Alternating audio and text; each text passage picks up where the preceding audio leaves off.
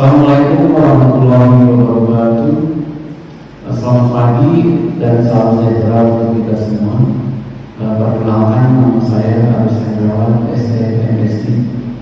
Saya dosen S1 yang mengampu mata kuliah Enterprise Resource Planning atau ERP pada program studi akuntansi Fakultas Ekonomi dan Bisnis Universitas Muhammadiyah Jakarta. Selamat datang pada video pembelajaran mata kuliah Enterprise Resource Planning atau yang dikenal dengan ERP. Video ini dibuat untuk memenuhi salah satu persyaratan sertifikasi dosen tahun 2026, yaitu pernyataan diri dosen dalam wujud kerja Tridharma Perguruan Tinggi atau PDD UKT di bidang pengajaran. Mata kuliah ini sangat relevan dengan cabang ilmu yang saya ampu, yaitu integrasi teknologi dan akuntansi. Adapun mata kuliah ini merupakan mata kuliah wajib pada semester 6 program studi S1 akuntansi Fakultas Ekonomi dan Bisnis Universitas Muhammadiyah Jakarta. Mata kuliah ini memiliki bobot 3 SKS dalam satu semesternya. Mata kuliah ini juga sangat relevan di era transformasi digital saat ini, karena hampir seluruh organisasi, baik perusahaan, jasa, manufaktur, rumah sakit, perguruan tinggi maupun instansi pemerintah mengelola proses bisnisnya menggunakan sistem informasi yang saling terintegrasi. Oleh karena itu, pemahaman mengenai Enterprise Resource Planning menjadi salah satu kompetensi penting yang harus dimiliki oleh calon akuntan, auditor, analis sistem maupun manajer bisnis di masa depan. Pada video pembelajaran ini saya akan membahas pembelajaran tentang bagaimana sebuah organisasi mengintegrasikan proses bisnis, data, dan sumber daya melalui sistem ERP sehingga informasi dapat dihasilkan secara cepat, akurat, dan mendukung pengambilan keputusan yang efektif. Sesuai dengan rencana pembelajaran semester atau RPS, setelah mengikuti materi ini diharapkan mahasiswa mampu memahami konsep dasar Enterprise Resource Planning serta mengevaluasi bagaimana sistem informasi perusahaan dikembangkan dan dikelola sebagai bagian dari proses bisnis organisasi. Kompetensi ini merupakan bagian dari capaian pembelajaran mata kuliah atau CPMK yang menekankan pada kemampuan mengevaluasi secara fundamental pengembangan sistem informasi perusahaan dan mekanisme pengelolaannya.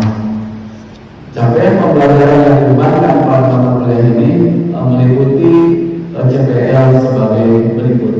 1. Berkontribusi dalam meningkatkan mutu kehidupan bermasyarakat, berbangsa, bernegara, dan kemajuan peradaban berdasarkan Pancasila. CPL 2. Menunjukkan sikap bertanggung jawab atas pekerjaan di bidang keahliannya secara mandiri. Kemudian CPL 3. Mampu mengkaji implikasi pengembangan atau implementasi ilmu pengetahuan teknologi yang memperhatikan dan menerapkan nilai humaniora sesuai dengan keahliannya berdasarkan kaidah tata cara dan etika ilmiah dalam rangka menghasilkan solusi gagasan desain atau kritik seni. 4. Mampu merekayasa sistem enterprise yang menyelaraskan pengerahan sumber daya dan kapabilitas organisasi dalam rangka menguatkan kredibilitas organisasi, menciptakan dan memelihara nilai organisasi, terutama perekayasaan sistem akuntansi yang menghasilkan laporan keuangan, laporan pajak, dan laporan pengungkapan lainnya yang diperlukan sebagai bentuk kesadaran etis dan kepatuhan terhadap hukum, regulasi, dan standar yang berlaku, dan perekayasaan sistem analitika yang menghasilkan pengetahuan bagi pembelajaran organisasi dan inovasi. CPL 5 menguasai pengetahuan sistematika akuntansi untuk perekayasaan dan pengelolaan interbis pelaporan organisasi, dan pengetahuan sistematika analitik untuk perekayasaan dan pengelolaan pembelajaran organisasi, serta pengetahuan sistematika informatika untuk fasilitasi dan digitalisasi tenaga kelolaan dan penginformasian organisasi.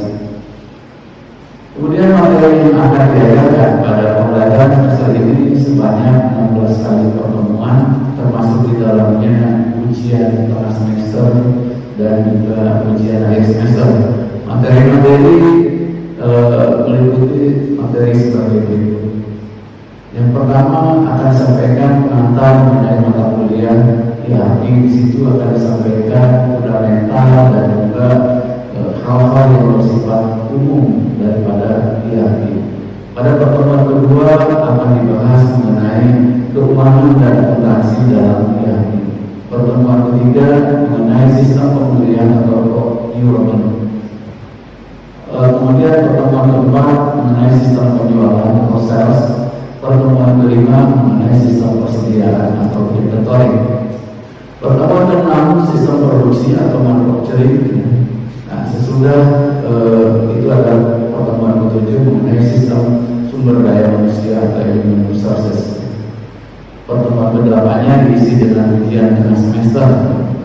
Nah, kemudian setelah UTS akan dilakukan pertemuan berikutnya yang disampaikan diantaranya integrasi antara modul IAP, kemudian pengendalian internal dan audit IAP, dan pertemuan ke-12 IAP dan proses bisnis intelijen. Pertemuan ke-13 mengenai IAP, cloud, AI, dan digital transformation. Pertemuan ke-14 mengenai topik risiko kegagalan dan tantangan implementasi IAP. Pertemuan ke-15 topik mengenai IAP untuk startup, UMKM, dan industri muda. Dan ditutup pertemuan ke-16 adalah untuk ujian akhir semester atau UAS. Pembelajaran akan disampaikan melalui model diskusi interaktif dan studi kasus, di mana mahasiswa akan melakukan presentasi per kelompok, dan kelompok lain akan bertanya secara kritis, memberikan masukan ataupun koreksi. Kemudian dosen akan membahas secara lebih mendalam dan memberikan kesimpulan dari materi yang didiskusikan tersebut. Selanjutnya untuk capaian pembelajaran mata kuliah atau CPMK pada akhir perkuliahan ini ada juga, yaitu 1. Mampu mengevaluasi fundamental pengembangan sistem informasi perusahaan. CPMK yang kedua, mampu mengevaluasi mekanisme pengelolaan sistem informasi perusahaan. CPMK ketiga, mampu membuat rancangan sistem informasi perusahaan yang sederhana. Evaluasi pembelajaran dari mata kuliah ini meliputi 1. Tugas 20%. Ada 2 tugas, yaitu pertengahan semester pertama dan pertengahan semester kedua. 2 presensi 10%, 3 UTS 30%, dan UAS 40%, dengan total bobot penilaian 100%. Berikut video interaksi saya dengan mahasiswa di kelas dengan mata kuliah IAP, yaitu akan disampaikan materi pengantar IAP.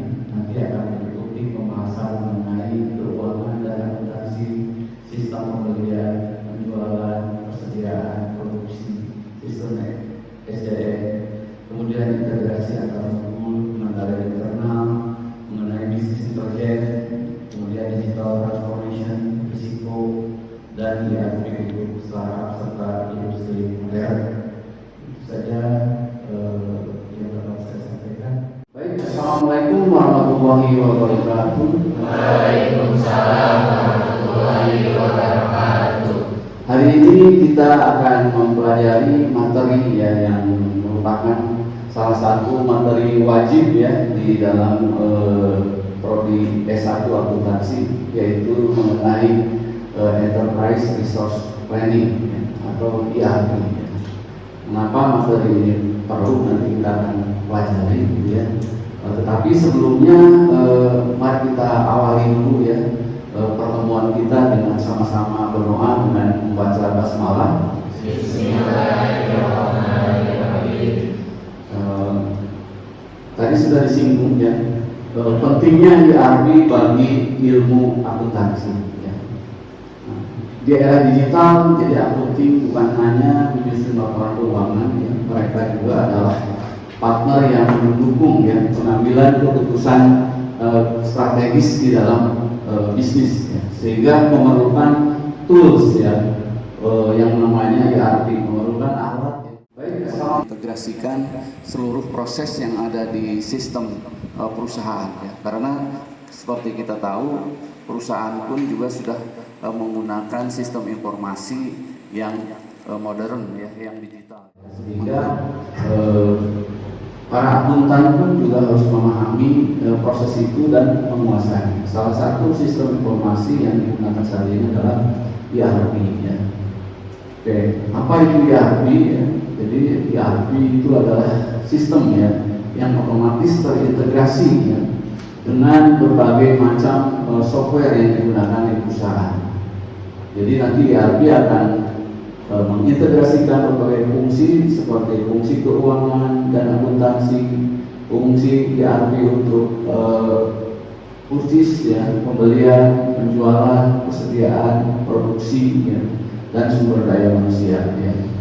Jadi alih-alih bahwa setiap divisi mempunyai sistem aplikasi sendiri ya, tetapi dengan adanya ERP diintegrasikan di dalam satu sistem yang terintegrasi ya, sehingga menciptakan suatu proses yang lebih cepat ya, dan juga menghilangkan kemungkinan terjadinya human error ya, karena ada proses pre-input yang berulang ya. Tujuan ya dan manfaat daripada ERP ya, dari sekian banyak ya, ini diantaranya ada 5 ya yang poin penting ya. Pertama adalah integrasi data ya, menyatukan informasi dari berbagai departemen atau unit kerja ya, yang ada di perusahaan ya. Kemudian efisiensi operasional ya.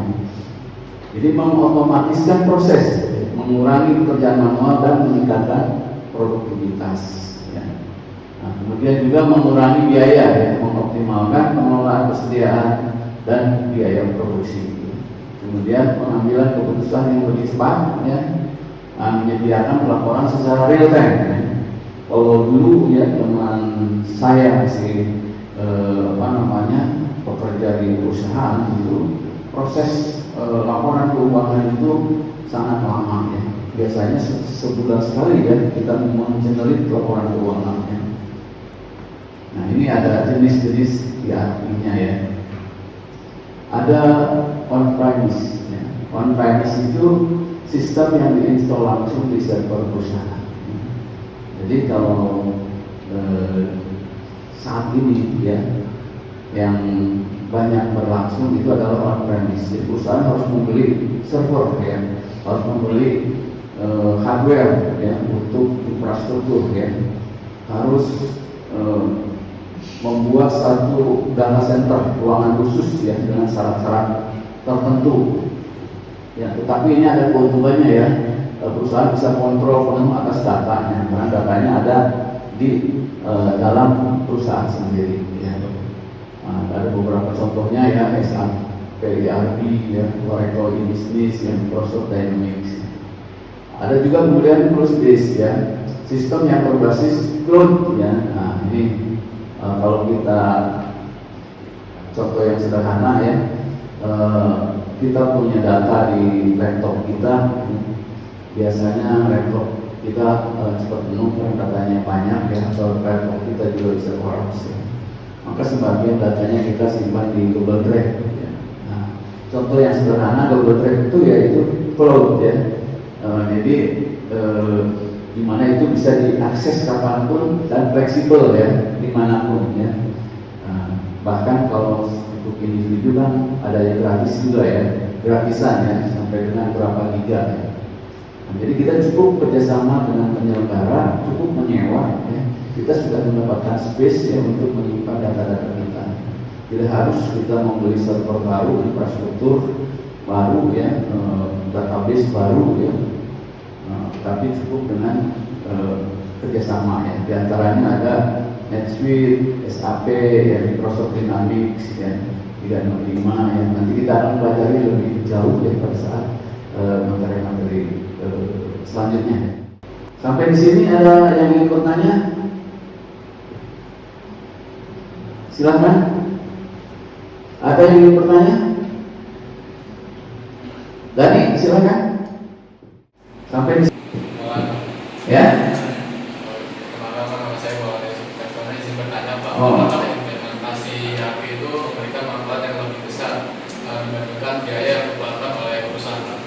Oke, terima kasih Maulana ya yang bertanya ya. Apakah implementasi ERP itu pasti ya memberikan manfaat yang lebih besar ya untuk perusahaan ya? Ya tentu saja jawabannya tidak ya. Tidak. Kenapa tidak? Tergantung bagaimana proses implementasi itu dilakukan. Ya. Bagaimana perencanaannya dilakukan, gitu ya. Bagaimana sosialisasi ya. Karena yang paling besar biasanya permasalahan dari implementasi itu adalah resistensi daripada human resources-nya ya. Resistensi daripada orang, ya, usernya, user resistant ya.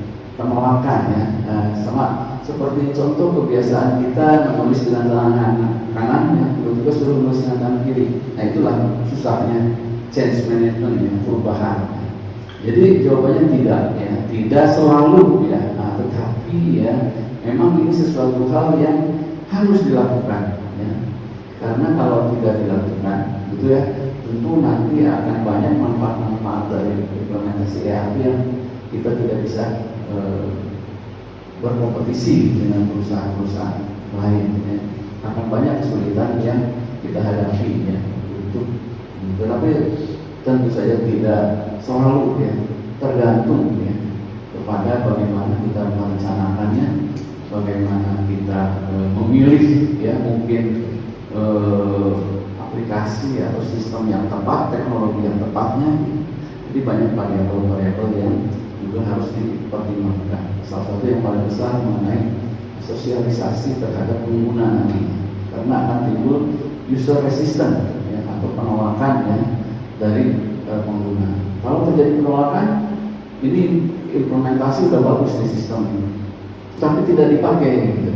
Karena usernya memang, nah itu jadi akhirnya kan menjadi risiko yang besar ya. Sudah dibeli mahal implementasi yang tidak dipakai.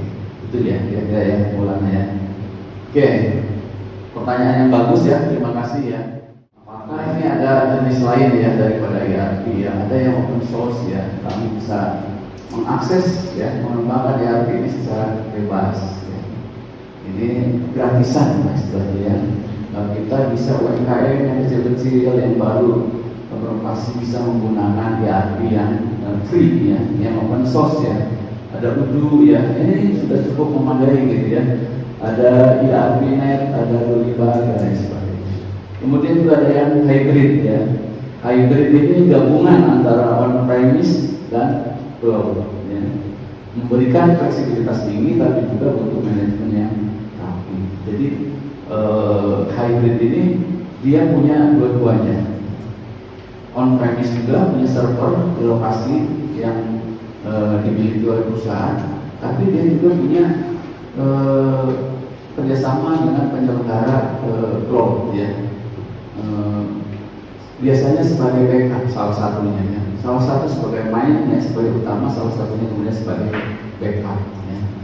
Sehingga apabila servernya terjadi kerusakan, crash dan sebagainya, maka datanya tidak akan hilang karena datanya sudah disimpan di backup di cloud ya. Bagaimana ERP bekerja ya? Nah, ini salah satu ini contoh ya. Sales membuat sales order ya. Jadi kemudian sistem otomatis akan mengurangi stok persediaan ya. Jadi pada saat yang sama ya, begitu sales membuat sales order, stok di dalam catatan persediaan inventory akan langsung dikurangi ya. Kemudian sistem akan menghasilkan invoice ya. Sistem juga akan mencatat piutang ya. Dan secara otomatis sistem akan menjurnal ya. Baik itu ke pendapatan, ke harga pokok pembelian maupun ke persediaan ya. Semuanya terjadi dalam satu sistem ya, tanpa input ulang. Kita bisa bayangkan kalau tidak menggunakan ERP akan ada banyak proses input ya. Sales order berupa hard copy akan diberikan ke bagian persediaan untuk dicatat, untuk diperiksa stoknya ada atau tidak ya. Nah, kalau sudah ada akan kurangi. Sampai ke proses kelima ya, di accounting pun baru akan melakukan penjurnalan, melakukan proses laporan keuangan setelah menerima sales order di proses yang pertama. Nah, ini contoh-contoh software ERP ya. Ada beberapa software, nanti kita akan explore lebih jauh pada pertemuan-pertemuan berikutnya ya. Di antaranya ada System Application and Programmer atau SAP ya. Ada Oracle ya. Ada Microsoft Dynamics ya, Odoo ya, Asmito ya. Ini software-software yang banyak yang populer ya. Biasanya perusahaan plug and play ya, tinggal beli pasang gitu ya. Nah, sama seperti kita membeli HP baru ya, handphone baru, softwarenya sudah ada ya, tinggal kita menggunakannya ya. Tentu software-software ini harus disesuaikan juga dengan size ya, perusahaan ya, harus disesuaikan juga bagaimana kebutuhan perusahaan ya, sehingga efektif dan efisien ya, cost and benefitnya masuk ya di dalam perhitungan ya, perencanaan pembelian software. Nah, ini yang penting ya, apa kaitan ERP dengan akuntansi ya? Kita sebagai mahasiswa ya, prodi akuntansi harus memahami ya, bagaimana akuntansi ya berkaitan dengan ERP. Nah, ini yang pertama, ERP mengotomasi ya, proses akuntansi. Jadi dalam ERP setiap transaksi operasional langsung menghasilkan jurnal otomatis. Ya. Contohnya pembelian ya, otomatis ada debit persediaan, kreditnya utang. Apabila pembeliannya secara kredit ya, atau non tunai. Kemudian penjualan juga sama ya. Kalau kita melakukan penjualan, maka sistem akan otomatis membuat penjualan debitnya piutang, kreditnya pendapatan atau sales ya, tergantung SOP-nya, langsung ke pendapatan atau ke revenue ya, ke sales ya. Kemudian penggajian ya, otomatis beban gaji dan utang gaji. Ini model metode accrue ya, nanti pada saat akhir tahun utang gajinya atau pada saat sudah realisasi utang gajinya akan dikreditkan ke dalam rekening karyawan daripada penerima gaji. Ini proses yang otomasi ya. Jadi kalau ada pembelian yang dilakukan oleh bagian pembelian, bagian accounting, tanpa harus ada interaksi dengan bagian pembelian, sudah langsung mendapatkan laporan-laporan, mendapatkan proses penjurnalan ya, secara otomatis ya. Nah, sehingga di dalam sistem akuntansi, sistem informasi akuntansi modern ya, ERP menjadi tulang punggungnya, menjadi backbone-nya, menjadi salah satu yang utama ya di dalam penyediaan data untuk pengambilan keputusan. Kemudian ERP adalah sistem informasi akuntansi yang terintegrasi. Jadi kalau sebelumnya kita juga sudah belajar sistem informasi akuntansi ya, tapi dengan adanya ERP, sistem informasi akuntansi itu menjadi lebih terintegrasi ya. Kalau biasanya sistem informasi akuntansi merupakan modul yang berdiri sendiri ya, nanti yang akan mengkolek ya, data yang dari bagian-bagian terkait, dari pembelian kolek data, dari persediaan kolek data ya, dari sales kolek data ya, sehingga nanti ada satu database yang terkumpul ya, berupa sistem informasi akuntansi ya, atau management information system ya, juga sama ya, merupakan data-data yang dikolek, diinput ulang ya, ataupun di-upload juga bisa ya, dan seperti itu ya.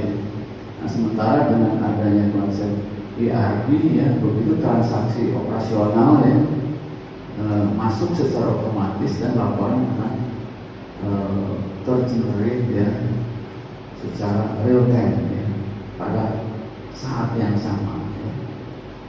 Jadi tidak ada lagi rekap manual, tidak ada lagi input manual, tidak ada lagi Excel yang terpisah, ya, sehingga bisa menghilangkan risiko mismatch, ya, selisih data. Ya. Kalau yang namanya mismatch itu selisih data itu nyarinya setengah mati, ya. Seperti nyari jarum itu bukan jerami gitu ya. Kadang-kadang kita dulu di apotek harus lembur ya sampai pagi hanya untuk mencari selisih yang mungkin di bawah 100 perak gitu ya. Karena kan harus balance ya. Quantum itu harus balance ya. Nah itu dari segi uangnya nggak seberapa, tapi waktunya yang nggak bisa sampai. Oke, DRB juga mendukung pengendalian internal. Ya. Nah, jadi DRB juga akan mendukung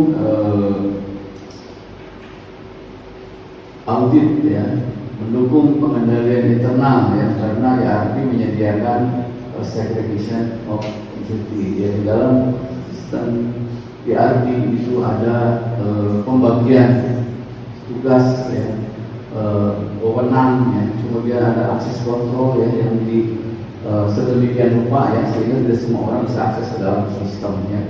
Ada audit trail atau jejak audit ya, kemudian juga ada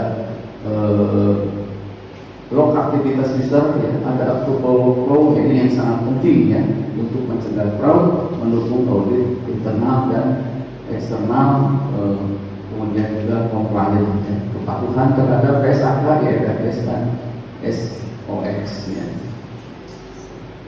Ada pertanyaan lagi? Mungkin dari sebelumnya mengenai sistem ERP ini ada fitur otomatis jurnal posting ya Pak, ya. yang memungkinkan jurnal akuntansi itu berjalan secara otomatis dan juga real time Pak. Pertanyaannya, apakah kita sebagai akuntan otomatisasi itu akan menggeser peran kita Pak dalam operasional di masa mendatang? Jadi pertanyaannya sangat relevan ya, karena kita sebagai orang akuntan yang kita udah lagi problem lagi ya.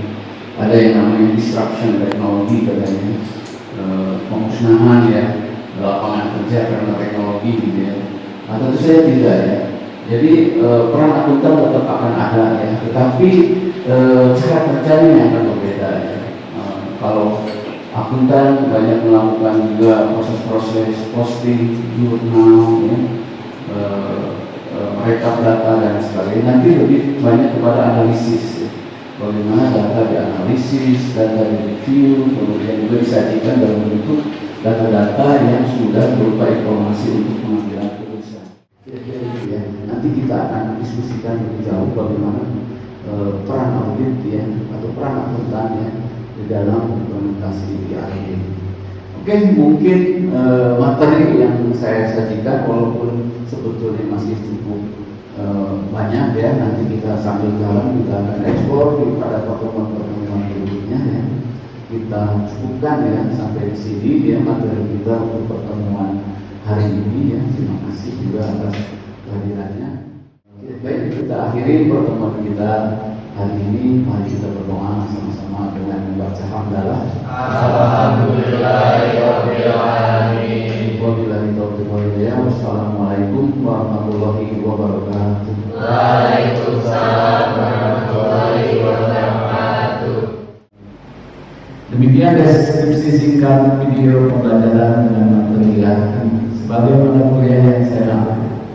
Semoga dapat memberikan pembelajaran dan gambaran kepada mahasiswa untuk mengembangkan kemampuan berpikir kritis, analitis, dan adaptif terhadap perkembangan teknologi informasi.